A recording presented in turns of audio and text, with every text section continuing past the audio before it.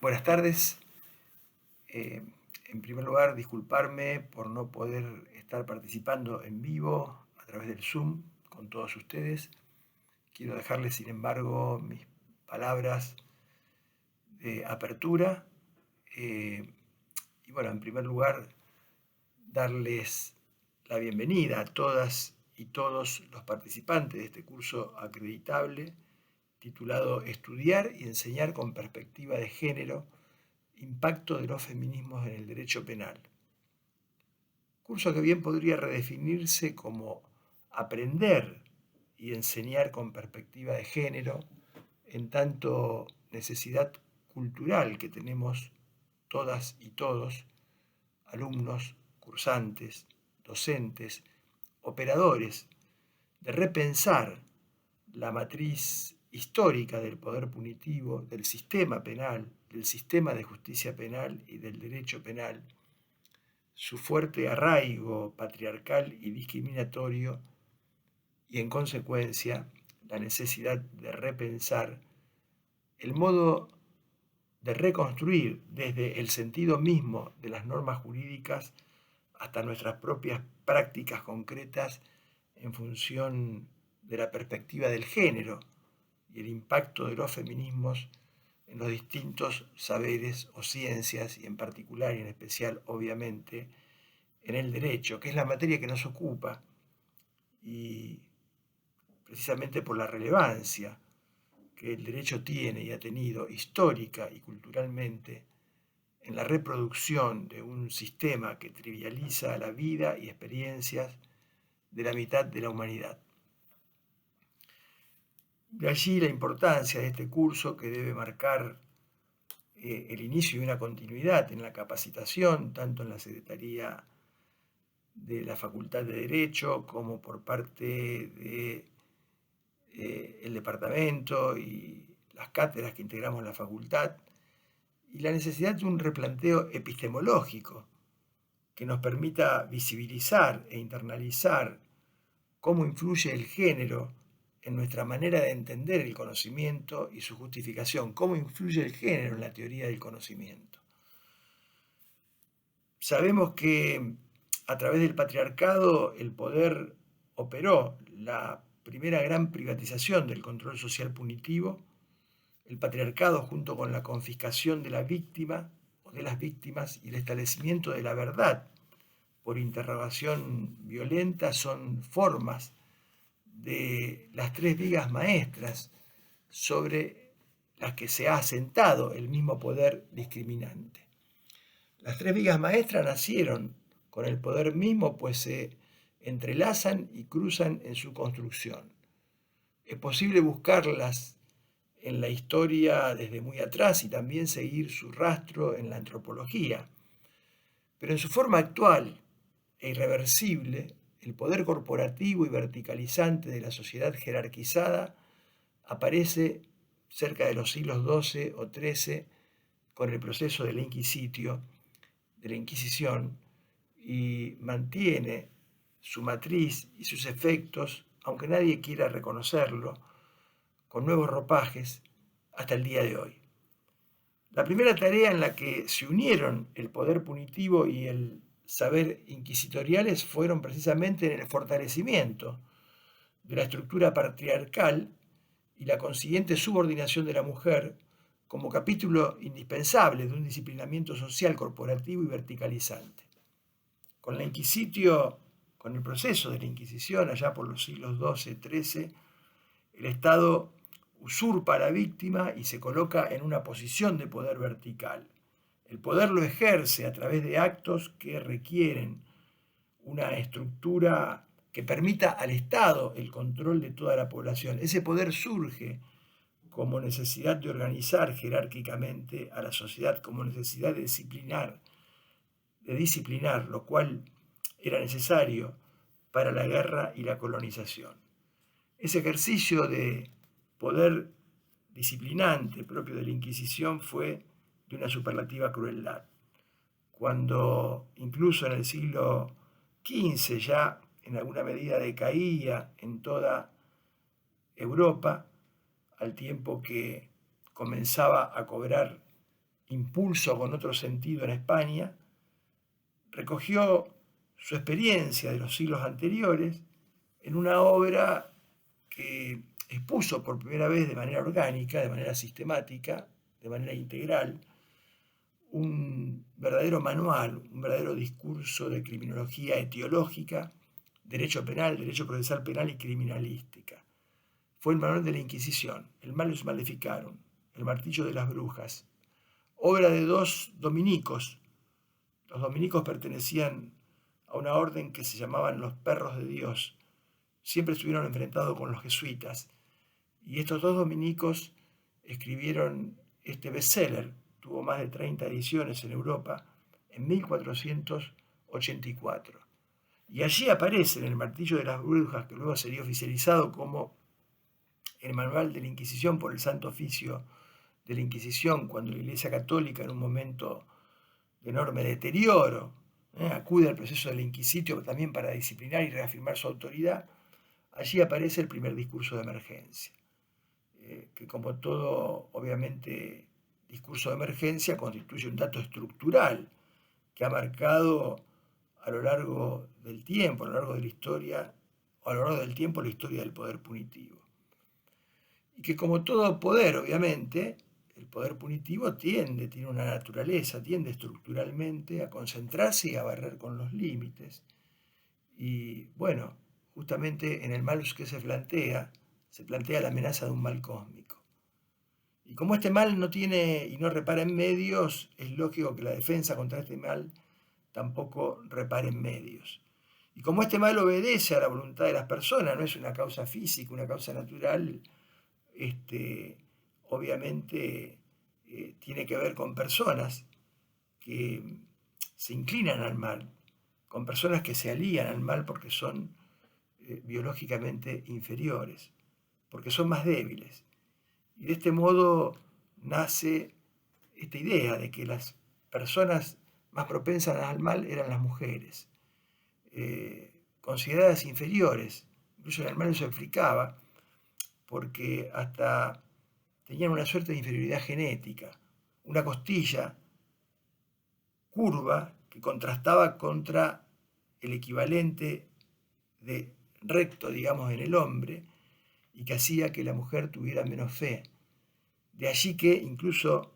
aunque fuera errado etimológicamente, utilizaran la expresión fémina como sinónimo de minus fe, menos fe. De este modo la mujer era un potencial aliado del demonio y por ello representaba en esta idea de la lucha del bien, Dios, y el mal, Satanás. Satanás significa enemigo, enemigo en la negación de condición humana. La mujer representaba a Satanás en la tierra y era la causante, digamos, de todos los males, incluso de muchos males causados por la naturaleza. La mitad de la humanidad era potencial aliado del demonio y ello justificó en ese momento las hogueras inquisitoriales y la muerte de cientos de miles y miles de mujeres y también de herejes, que eran los disidentes. Por su parte, el efecto del avance del saber mediante la interrogación y la tortura, porque en la Inquisición era muy simple, era necesario descubrir la verdad a través del interrogatorio, del inquisitio. Obviamente, como el juez representaba a Dios, no había necesidad de que el juez fuera imparcial. Tampoco había necesidad de que hubiera un debido proceso, porque el juez buscaba el bien en nombre de Dios, incluso de la propia del propio imputado, de la propia imputada. Lo importante era que confesara, que delatara, que se arrepintiera. Lo importante era arrancarle la verdad. Aun cuando para salvar el alma, que era lo trascendente para la eternidad, hubiera que mutilarle el cuerpo. Y precisamente el avance del saber mediante la interrogación y la tortura o la violencia produce un conocimiento señorial muy particular. Esto lo explica muy bien Zaffaroni. El sujeto pregunta al objeto para dominarlo. El objeto responde con toda su entidad. El sujeto solo está preparado para escuchar lo que busca para dominar. Es la consecuencia del saber del dominus, del Señor, patriarcal. Las tres vigas maestras se articulan de este modo perfectamente desde hace 8 siglos. El poder patriarcal controla a más de la mitad de la población, a las mujeres, a los niños y a los ancianos. Bien, con esta genealogía, la propuesta que hoy presentamos en este curso apunta a generar precisamente un espacio de reflexión en perspectiva criminológica, político-criminal y dogmática, sometiendo a consideración crítica el poder patriarcal y la necesidad de recuperar la agenda del género para atravesar transversalmente nuestros saberes. Desde la criminología basta referenciar que el feminismo pasó por diversas etapas, desde el olvido milenario de la mujer, en tanto la criminología de los últimos 5 siglos solo se ocupó de los varones, lo que es altamente significativo, teniendo en cuenta que los discursos no solo expresan lo que dicen, sino también lo que ocultan, y que los operadores del saber no solo se manifiestan en lo que ven, sino también en lo que dejan de ver. Hoy la criminología nos plantea nuevos horizontes, aunque también muchas deudas pendientes desde el saber criminológico. Pero puede visualizarse una criminología feminista que marca que el problema de la mujer es diverso al del hombre, tanto cuando es víctima como cuando es victimaria, pasando por la discusión que involucra una visión del género como una construcción cultural y no como una construcción natural, hasta la discusión no menor, por cierto, que involucra una pluralidad de feminismos, en tanto las desigualdades surgen de distintos factores, pero la opresión y discriminación es multicausal, responde a situaciones diferenciadas, donde el condicionamiento estructural de ser mujer en esta sociedad es una capa más de vulnerabilidad que se suma muchas veces a otras condiciones de vulnerabilidad. Y de otro lado, la discusión de neto corte punitivista que divide aguas, en tanto si bien el sistema penal debe ocuparse y no invisibilizar el conflicto y el problema, no parece razonable hacerlo excluyentemente desde una perspectiva que apele a una intervención penal frontalista, carente, como la historia del poder punitivo, de toda eficacia preventiva, liberadora o antidiscriminatoria. Respecto de esta pretensión que hace el punitivismo extremo, me permito compartir la reflexión de Zaffaroni. Es inconcebible que el poder jerarquizante de la sociedad, el instrumento más violento de discriminación, la herramienta que apuntala todas las discriminaciones, pueda convertirse en un instrumento de lucha contra la discriminación. Un poder que, por su estructura, no puede ejercerse más que en forma selectiva y discriminante, el poder punitivo. De ningún modo podría ejercerse antidiscriminatoriamente. Si bien hay teorías que postulan esta transformación, por ejemplo, ocurre en el derecho penal mínimo, no escapa al menos desprevenido que se trata de una propuesta que importa un cambio profundo en la sociedad y en modo alguno un mero retoque en la ley penal. Solo en ese marco de un profundo cambio en la estructura social podría pensarse en un poder punitivo que estuviese del lado del más débil. Por ello, hay que evitar la trampa de un contacto envolvente del feminismo con el poder punitivo para neutralizar su carácter profundamente transformador. El discurso feminista, discurso antidiscriminatorio por excelencia, corre el riesgo entonces de verse entrampado en un contacto no suficientemente hábil con el discurso legitimante del poder punitivo. De allí la importancia, que también señala Zaffaroni, del discurso feminista. El hecho de que no sea un discurso antidiscriminatorio, sino el discurso antidiscriminatorio por excelencia. Es verdad que hoy el pensamiento progresista debe caracterizarse como el que se empeña en la lucha contra la discriminación, pero en esta lucha, la esperanza que abre el feminismo no la pueden abrir los otros discursos antidiscriminatorios, porque los otros son minorías más o menos numerosas, pero ninguno de ellos abarca la mitad de la humanidad como las mujeres. porque algunos de estos grupos discriminados se renuevan en forma permanente, de modo que pierden identidad. Los niños se hacen adultos, las personas mayores mueren. Porque la supresión de las otras discriminaciones no alteraría sustancialmente la jerarquía de la sociedad verticalizada y corporativizada. Porque el discurso feminista es susceptible de penetrar en todas las agencias, clases, corporaciones e instituciones, y finalmente porque el discurso feminista es susceptible de complementarse y compatibilizarse con todos los otros discursos de lucha antidiscriminatoria. En ese recorrido debemos evitar el riesgo de que cualquier confrontación con el discurso feminista por parte de un varón pueda conllevar una racionalización inconsciente por vía de solidaridad de género. Para evitarlo, en modo alguno puede caerse en otro riesgo, como cerrar el discurso a cualquier confrontación verificadora alegando solidaridad de género. De cualquier manera, no es admisible que el discurso feminista, como ningún otro, se construya sin confrontación ni contraste, y esta condición necesaria quedaría neutralizada si cualquier observación que no provenga de una mujer se atribuye mecánica e inexorablemente a la solidaridad de género.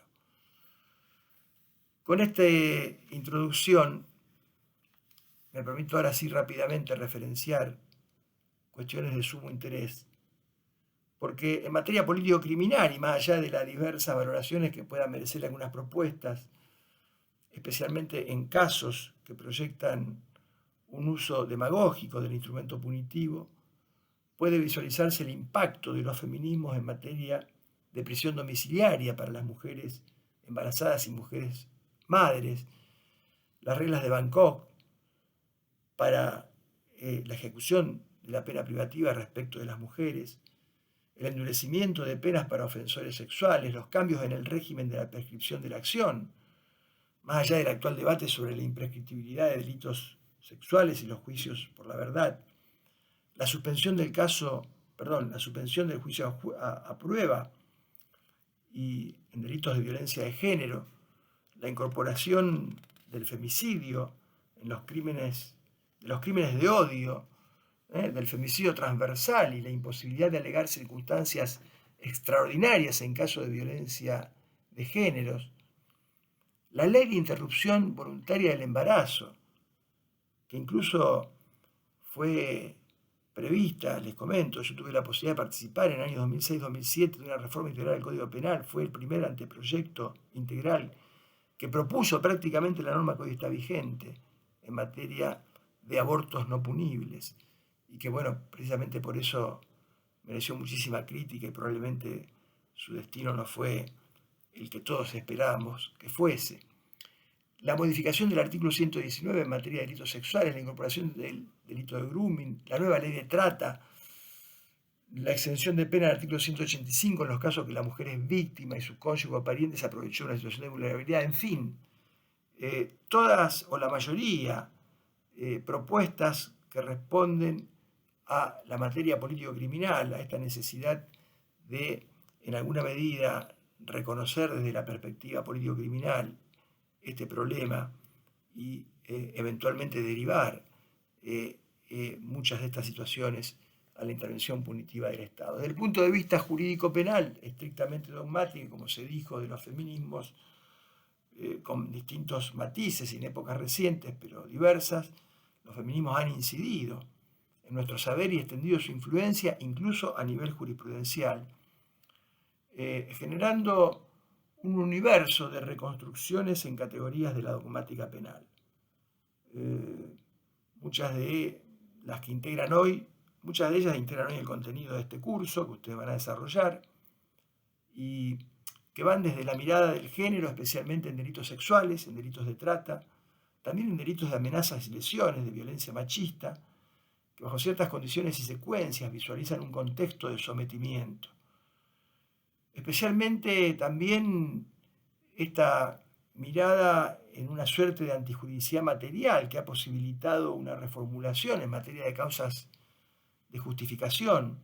particularmente en orden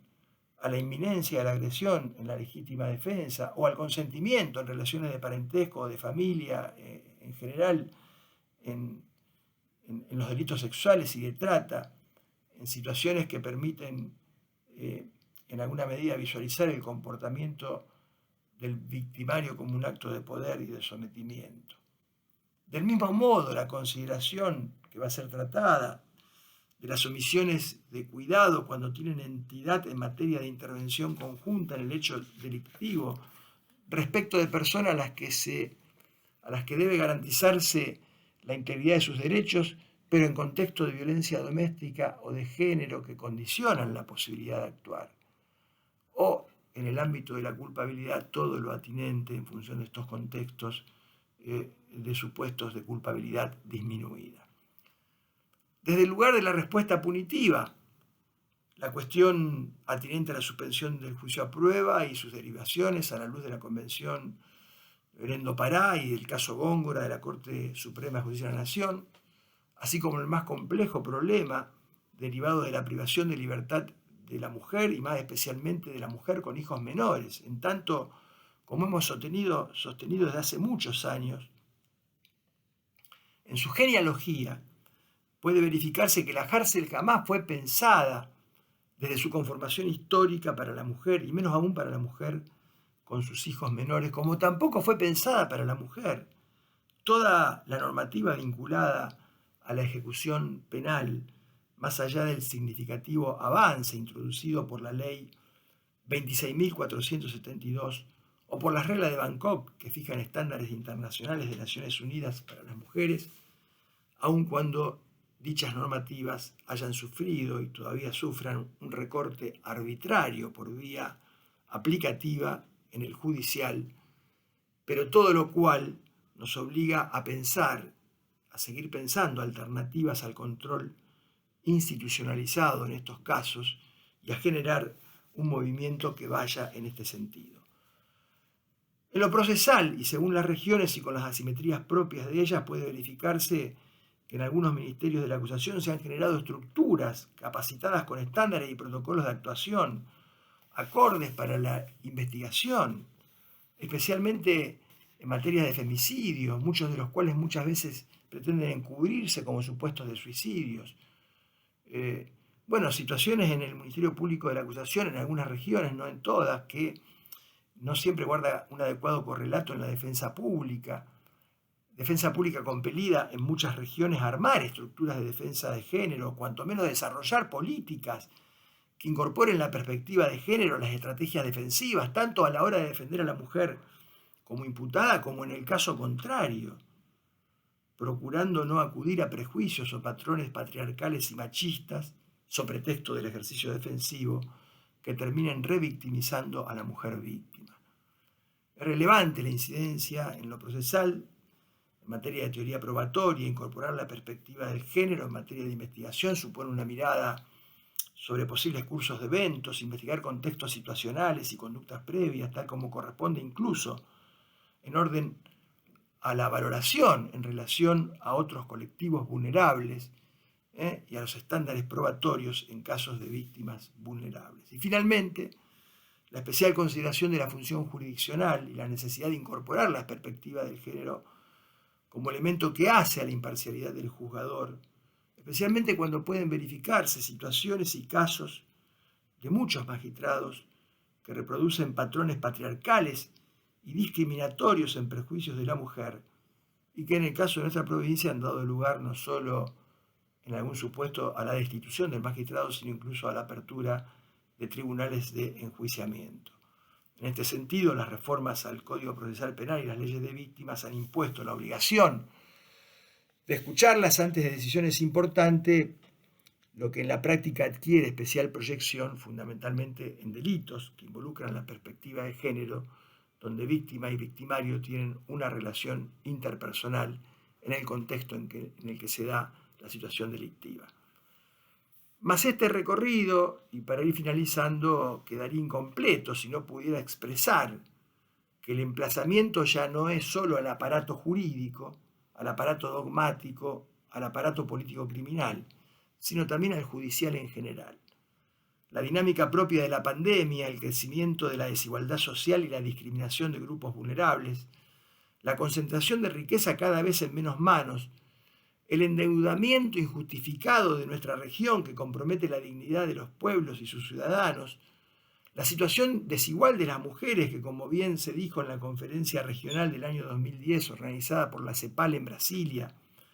constituye un caso especial entre todas las discriminaciones sociales porque, a diferencia de los otros casos, y ya lo he dicho, no representan una clase social ni un grupo específico, no son una comunidad ni una minoría social o racial, sino que atraviesan a todos los grupos y pueblos, y en todos ellos son una inseparable mitad. Bueno, todas estas cuestiones nos convocan a repensar nuestros saberes, nuestras doctrinas y especialmente nuestras prácticas como operadores judiciales.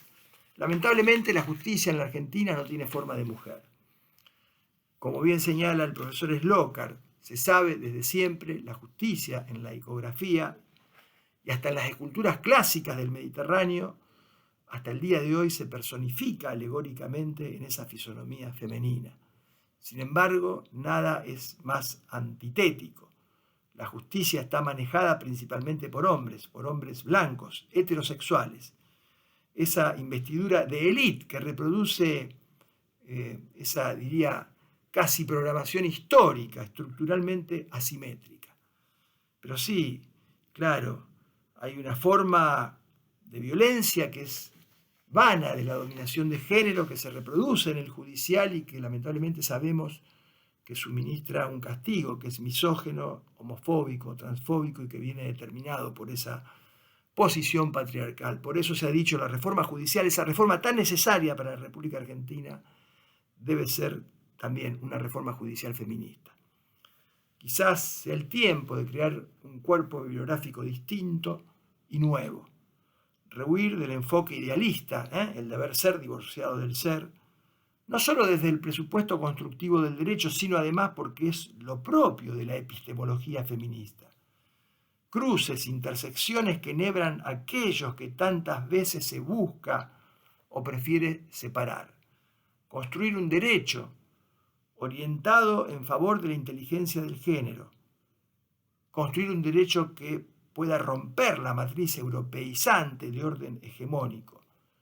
Y además escribir en nuestra lengua desde el conocimiento y la crítica del sur. En definitiva, repensar el derecho contrahegemónicamente en clave de género y desde el margen. En fin, creo que estos espacios valen en tanto nos interpelan, en tanto nos mueven a razones científicas, jurídicas, pero también éticas, políticas, culturales, en favor de una refundación de la legalidad judicial y del aparato conceptual jurídico y con ello de la protección del Estado de Derecho y de la supresión de todas las discriminaciones en la Argentina de hoy. Muchas gracias por esta dispensa, en tanto no he podido asistir vía Zoom en tiempo real, y mi profundo agradecimiento, reconocimiento a todas y todos los que han participado en la elaboración, en el desarrollo de esta propuesta, especialmente a Martín Aguirado, a todos los expositores y, lo más importante, a todas y todos los que comprometen, como ustedes, su interés ante una problemática que nos interpela y nos necesita. Muchas gracias.